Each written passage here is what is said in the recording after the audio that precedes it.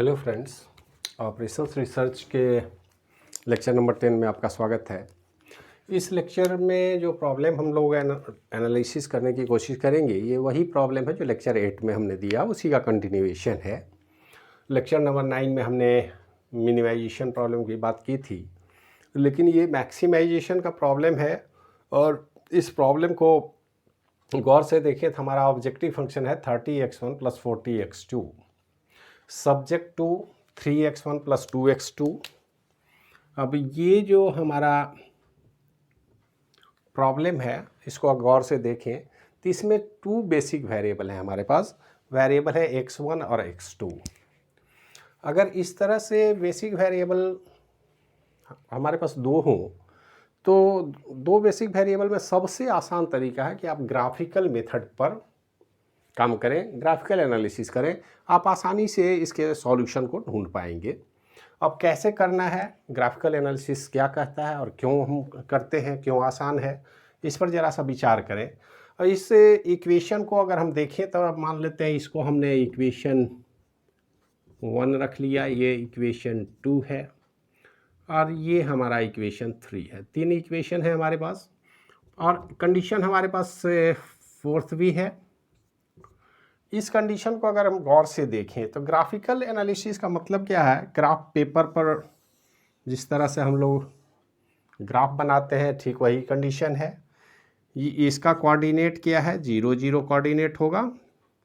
एक तरफ हम x1 को ले लेंगे, एक तरफ x2 को ले लेंगे। तो ये 2 डायरेक्शन में हम बना दें क्योंकि ये 2 ही वेरिएबल है, इस पर हम लोग विचार करेंगे। सबसे पहला कंडीशन, अब चूंकि ये इनइक्वलिटी का प्रॉब्लम है, लेकिन जब ग्राफिकल मेथड से हम इसको सॉल्व करने की कोशिश करेंगे तो इस इनइक्वलिटी को हम मान के चलेंगे कि जो लेस देन और इक्वल टू है इसको हम इक्वल मान के चलेंगे, क्योंकि ये मैक्सिमम लिमिट होगा। इक्वेशन में 3x1 + 2x2 is less than और इक्वल टू 600, तो मिनिमम लिमिट इसका क्या होगा, 600 होगा। तो उससे अधिक हो सकता, कम नहीं हो सकता। तो उस पर अगर हम विचार करें तो इसको गौर से अगर हम देखें तो हम क्या करेंगे, सबसे पहले अगर हम x1 = 0 और x2 = 0 लें, इनइक्वलिटी है, इसको इक्वेशन में हम बदल रहे हैं, तो हमारा पहला कोऑर्डिनेट क्या होगा, 0 0। तो ये हमारा पहला कोऑर्डिनेट है, इनिशियल पॉइंट। अब इस कोऑर्डिनेट से हमको क्या पता चलता है, देखिए ये कहता है कि x1 और x2 भले ही हमने इक्वेशन में इक्वेट कर दिया है, 0 ले लिया है, लेकिन इसका वैल्यू 0 से अधिक होना चाहिए। मिनिमम 0 होगा, 0 से कम नहीं हो सकता। इसका मतलब है कि इसका डायरेक्शन क्या होगा, इस तरफ मूव करेगा और ये हमारा इस तरफ मूव करेगा। कहने का सीधा मतलब है कि जब भी हमारा जो सॉल्यूशन होगा वो इस फर्स्ट क्वाड्रेंट में ही लाइज करेगा, फर्स्ट क्वाड्रेंट में ही हमको ऑब्जेक्टिव फंक्शन मिलेगा, इसके बाहर नहीं जा सकते। तो ग्राफ में हम ये तो मान लिए। अब जरा सा देखेंगे कि फर्स्ट इक्वेशन में अगर हम इसको पुट करें तो अगर हम इसको, पहला इक्वेशन है हमारा 3x1 + 2x2 इज इक्वल और लेस देन 600, इसमें अगर x1 का वैल्यू हम 0 पुट करें तो क्या होगा,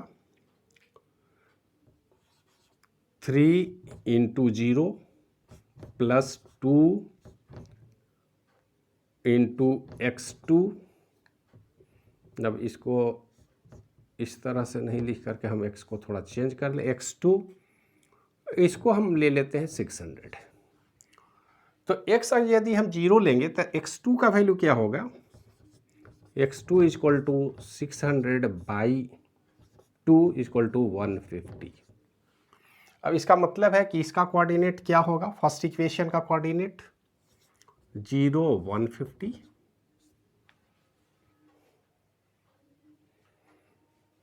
एक कोऑर्डिनेट हुआ, एक कोऑर्डिनेट कब हुआ, जब हमने x का वैल्यू 0 लिया। और x2 को अगर 0 कर ले तो 3 × x1 + 0 = 600। तो x1 equal to 600/3 equal to 200। तो दूसरा कोऑर्डिनेट इसका क्या होगा, ये होगा 200 0। हम आशा रखते हैं इसको आप समझ पा रहे होंगे। इस इक्वेशन की हम बात करें, फर्स्ट इक्वेशन में अगर x1 की वैल्यू हम 0 ले लें तो पूरा 0 हो जाएगा। 2x2 600 होगा या उससे कम होगा, तो x2 का वैल्यू क्या होगा 150 या उससे कम होगा, मैक्सिमम 150 होगा। तो इस कोऑर्डिनेट को इस ग्राफ पे हम कहाँ प्लॉट करेंगे। अब ये बोलता है कि x1 यदि 0 है तो x1 0 तो यहाँ है, तो x2 का वैल्यू होगा 150। अब देखिए इसमें जनरली हम क्या करते हैं, हम 100 200 300 400 इस तरह से 100 100 का ले लें हम, यहाँ भी 100 200 300 400 इस तरह से हम कुछ ग्राफ पेपर हो तो ज़्यादा बेटर होगा। ग्राफ पेपर नहीं है तो इस तरह से हम प्लॉट करें। तो हमारे फर्स्ट इक्वेशन का पॉइंट कहाँ कहाँ लाई कर, एक तो ये हो गया 200, x1 अगर हम 0 लेते हैं तो सॉरी ये 200 नहीं होगा, हमारा 150 के आसपास आएगा। 150 मान लेते हैं हमारा ये पॉइंट है। और दूसरा अगर x1 को हम 0 ले लें तो x2 कहाँ लाई कर रहा है 200 के पास, मतलब इस पॉइंट पे जाएगा। तो एक सीधा लाइन हम इस तरह से खींच लेंगे। ये जो हमारा लाइन है ये इक्वेशन नंबर 1 के लिए निकला, ये फर्स्ट इक्वेशन है। इसी तरह से अब दूसरे इक्वेशन को हम इवेल्युएट करने की कोशिश करें। जरा सा देखिए, हम यहीं पे जगह नहीं है इसलिए हम इसी जगह का इस्तेमाल कर लेते हैं।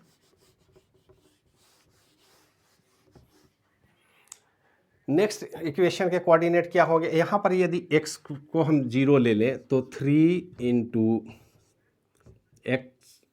x1 मीन्स 0, x1 तो 0 हम ले रहे हैं, 0 plus 5 into x2 equal to 800,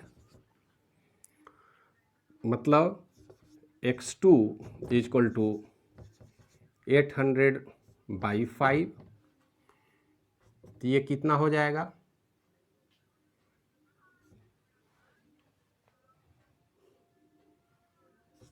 160 के आसपास आ रहा है ये। तो हमारा इक्वेशन क्या होगा, इसका कोऑर्डिनेट 0 160। इसी प्रॉब्लम को अगर हम x2 नीचे में ही लिख लेते हैं, यहाँ पर 3x1 प्लस 5 इंटू 0 कर ले x2 को, तो इक्वेशन तो हमारा वही है 800।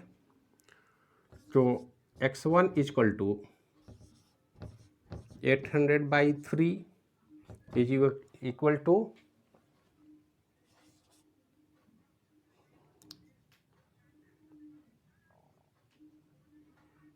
3 2 जा 8, 220, 3 6 जा फिर 220, 266.66। इसका मतलब इसका कोऑर्डिनेट होगा 266.66 एंड 0। ये दूसरे लाइन का इक्वेशन इससे निकलता है। अब इक्वेशन क्या कहता है, x1 यदि 0 हो तो उसका वैल्यू है 160, तो उसमें 150 जा रहा था, यहाँ पर 160 के आसपास हम जाएंगे। और अगर x1 को हम 0 ले लें, x2 को 0 ले लें तो ये 266 के आसपास जा रहा है। तो इसको अगर हम गौर से देखें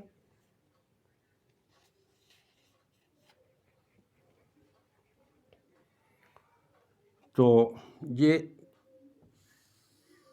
इस तरह का एक लाइन बनाएगा। ये इक्वेशन 2 है।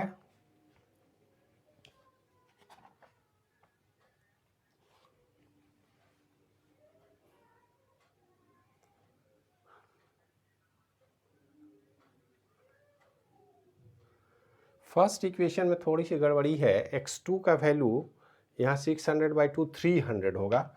ज़रा सा इसको हम चेंज करेंगे, इसमें थोड़ी सी गड़बड़ी हो गई है, उसको आप सुधार लेंगे।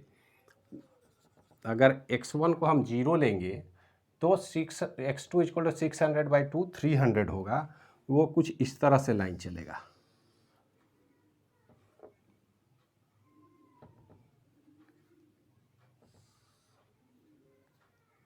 इस तरह का लाइन होगा। इसको आप लोग सुधार लेंगे क्योंकि ये कैलकुलेशन में थोड़ी सी गड़बड़ी हो गई थी। अब इसमें एक दूसरा इक्वेशन नंबर 2 का हमारा लाइन के कोऑर्डिनेट मिल गए। इसी तरह से तीसरे कोऑर्डिनेट को भी ज़रा सा देखें, हम कोशिश करें बनाने का। तो उसके लिए भी हम इक्वेशन 3 को फिर से इवेल्युएट करने की कोशिश करते हैं।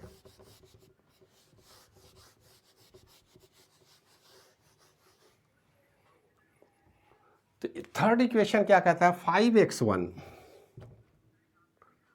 5x1 तो x1 को यहाँ हम पहले 0 ले लेते हैं।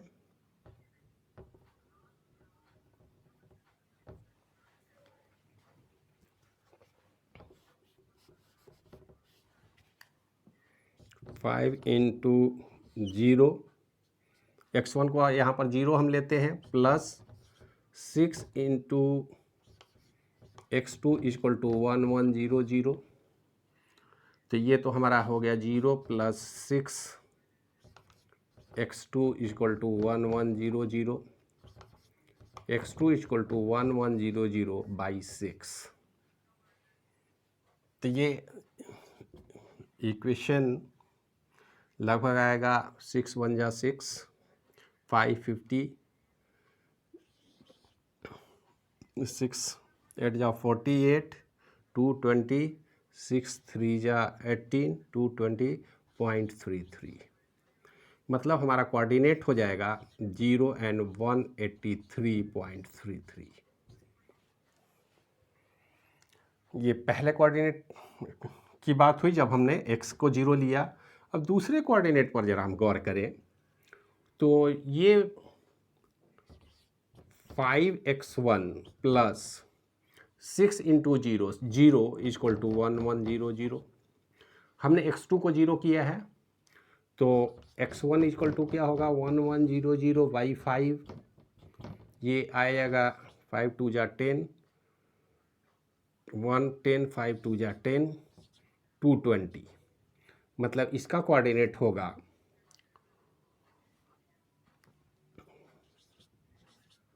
220 और 0।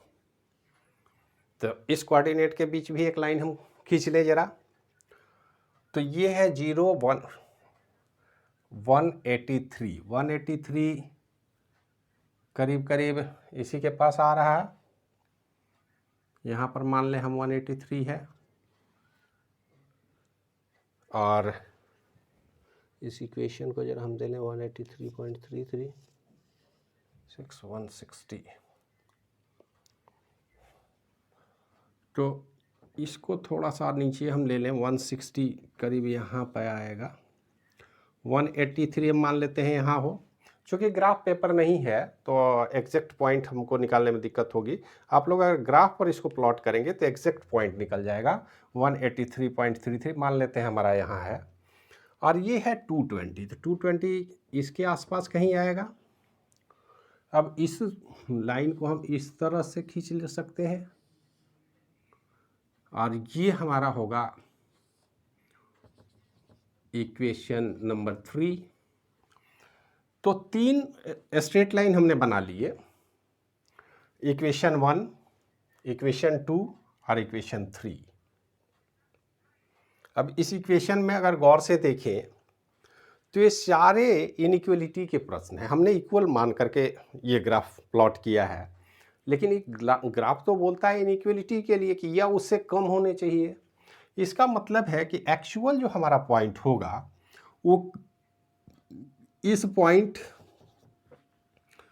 अब इन दोनों जो लाइन है इसके नीचे होगा, इसके इधर होगा, लेकिन इसके साथ साथ ये जो कंडीशन है ये भी बोलता है कि इससे इधर होगा, और ये तीसरा कंडीशन बोलता है कि इससे भी इधर होगा। तो एक्चुअल पॉइंट जो हमारा होगा वो ये 4 पॉइंट निकल रहे हैं हमारे पास। इन चारों पॉइंट को हम नाम दे दें ए, बी, सी और डी। और ये जो रीजन है, गौर से आप देखेंगे,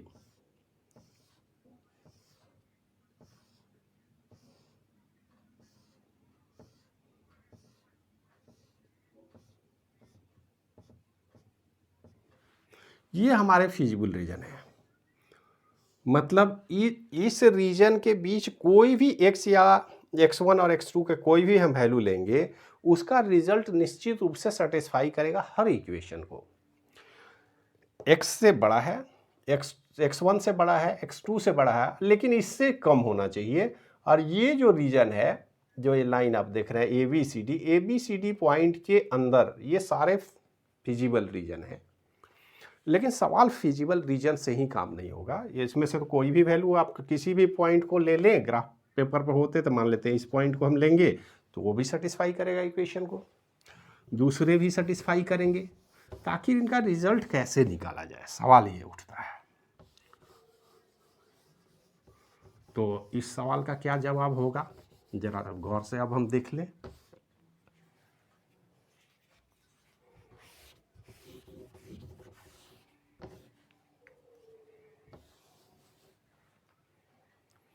इसको थोड़ा और बढ़िया से सफाई कर ली जाए।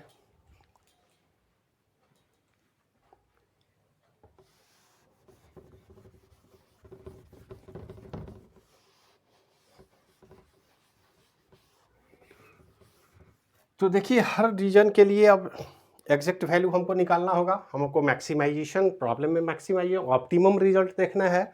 तो हमको फिजिबल रीजन तो मिल गया, लेकिन इस फिजिबल रीजन में जो भी एक्स और वाई के कोऑर्डिनेट हमको मिले हैं, उस कोऑर्डिनेट के आधार पर हम वैल्यू को फाइंड करने की कोशिश करेंगे। सबसे पहले देखिए, जेड का वैल्यू हम कैलकुलेट करेंगे पॉइंट ए के लिए।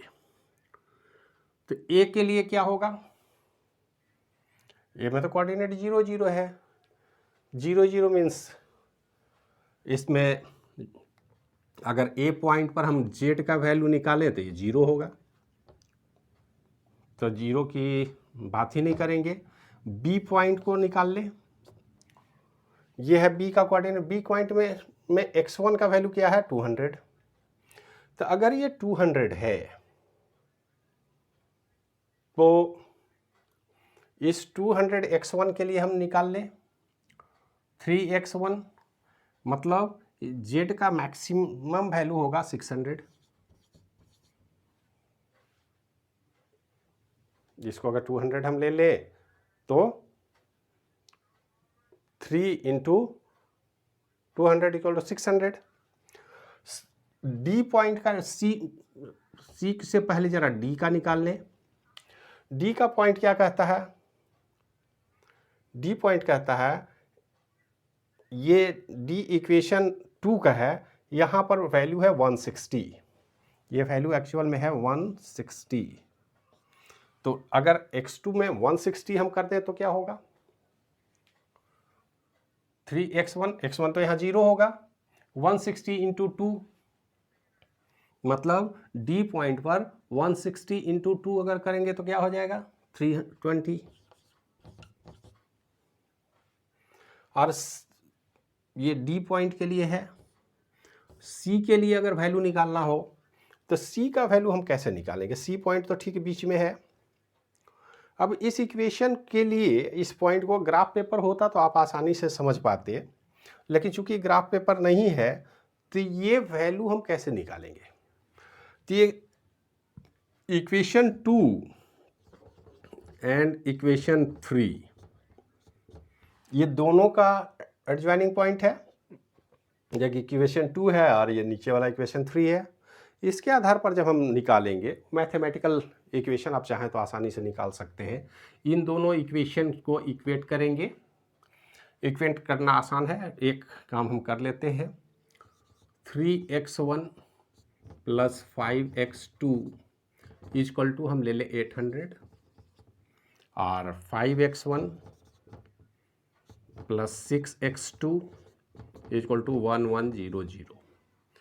इसमें हम मल्टीप्लाई कर देते हैं।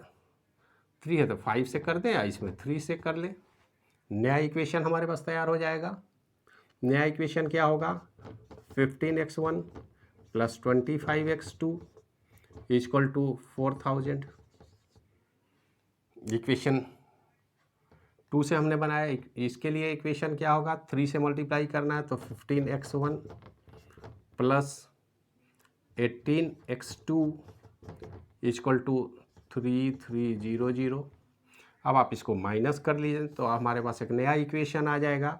वो इक्वेशन होगा 7x2 इक्वल टू 700, मतलब x2 इक्वल टू 100। अब x2 अगर 100 है एडजॉइनिंग पॉइंट पर, तो x1 क्या होगा वो इसी में रख के आप निकाल सकते हैं। अगर x2 100 है तो 3x1 प्लस 500 इक्वल टू 800। इसका मतलब x1 भी यहाँ पे 100 ही होगा। तो x1 और x2 अगर 100 है तो इसके वैल्यू को हम कैसे इक्वेट करेंगे? इस इक्वेशन में रख लें आप। तो ये 3x1 प्लस 2x2, मतलब इसके आधार पर हमारे पास 300 प्लस 200 500 होगा। और इससे अगर लें तो 800 होगा। तो इसका मतलब है कि हमको सेटिस्फाई तो सारे इक्वेशन को करना है। तो सबसे बेस्ट ऑप्टिमम रिजल्ट है हमारा बी पॉइंट, मतलब बी पॉइंट इक्वेशन 2 से निकलता है और ये हमारा रिजल्ट होगा। यही हमारा ऑप्टिमम रिजल्ट है, क्योंकि सबसे ज़्यादा वैल्यू है, हमको मैक्सिमाइज करना था प्रॉब्लम को। तो इस प्रॉब्लम का सबसे बेस्ट रिजल्ट है जिसमें x1 का वैल्यू 200 हम लगाएं। अब जरा सा इसको देख लें। इसमें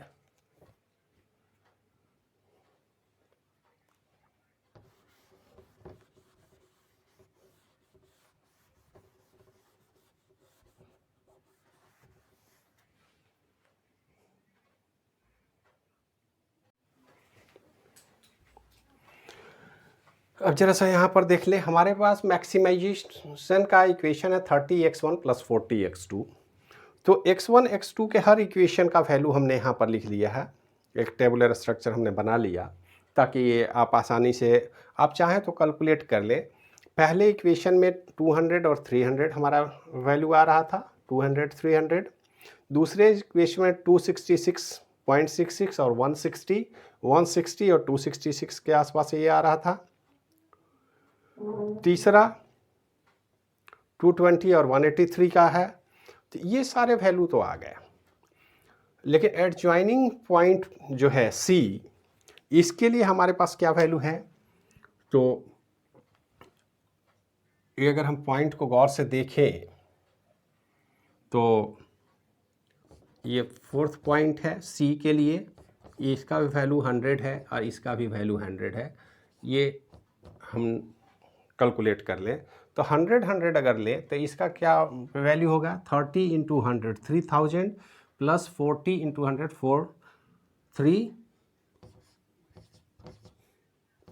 7000।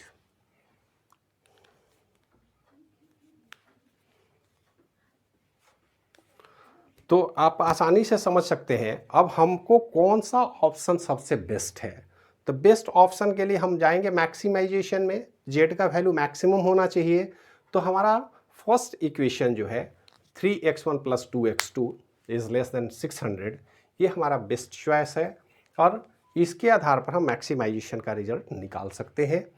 और इससे नीचे ये सारे इक्वेशन हमको सेटिस्फाई करते हैं, लेकिन ऑप्टिमम रिजल्ट क्या होगा? ऑप्टिमम रिजल्ट बोलता है कि मिनिमाइज नहीं करना, मैक्सिमाइज करना। अगर मिनिमाइज करना होता तो फिर हम नीचे को चॉइस को सेलेक्ट करते, लेकिन फर्स्ट इक्वेशन हमारे लिए सेटिस्फैक्ट्री है और यही हमारा ऑब्जेक्टिव फंक्शन था कि मैक्सिमाइज करना है हमको अपने प्रॉफिट को। और प्रॉफिट मैक्सिमाइजेशन का तरीका ये है कि x1 और x2 का वैल्यू हम 200 और 300 लेके चले और हम आसानी से इसको मैक्सिमाइज कर सकते हैं। तो इस तरह से ग्राफिकल मेथड से आप चाहें तो बड़े आराम से निकाल सकते हैं इसके वैल्यू को, और ये सिंपल तरीका है। लेकिन इस सिंपल तरीके में समस्या एक है। समस्या क्या है कि हर पॉइंट के एडजॉइनिंग पॉइंट के लिए और मैक्सिमम के लिए तो हमने बना लिया, लेकिन अगर इक्वेशन 3 होते, हमारे पास जो कांस्टेंट है, जो कंडीशनल वेरिएबल हैं, x1 x2 x3 हो जाए, तो 3 या 4 रियल लाइफ में जो प्रॉब्लम आते हैं उसमें कभी भी 2 वेरिएबल पर हमको कैलकुलेट करने की ज़रूरत नहीं है। ये तो सीखने के लिए सबसे बेस्ट तरीका है। लेकिन जब रियल प्रॉब्लम को हम फेस करेंगे तो उसमें हमारे पास ये जो कांस्टेंट होंगे वो 3, 4, 5 हो सकते हैं, अलग अलग कंडीशन हो सकते हैं। अब उसके आधार पर जब हम इसको सॉल्व करने की कोशिश करेंगे तो वहाँ पर ग्राफिकल मेथड का उपयोग हम नहीं कर सकते। तो वहाँ पर जो व्यवस्था हम बनाएंगे वो है सिंप्लेक्स मेथड, जिस पर हम अगले वीडियो में लेक्चर करेंगे। और इससे वीडियो को यहीं समाप्त करते हैं। आशा रखते हैं कुछ समझ में आ गया। प्रॉब्लम होगी तो बार बार आप देखेंगे, फिर भी कोई प्रॉब्लम होगी तो कमेंट करेंगे, उसमें हम आपको ज़रूर हेल्प करेंगे। इसको ठीक तरीके से समझा जा सकता है और समझने का थोड़ा सा प्रयास किया जाए तो ये सबसे सिंपल प्रॉब्लम है और इस तरह के प्रॉब्लम का ऑप्टिमाइज्ड रिजल्ट निकाला जा सकता है।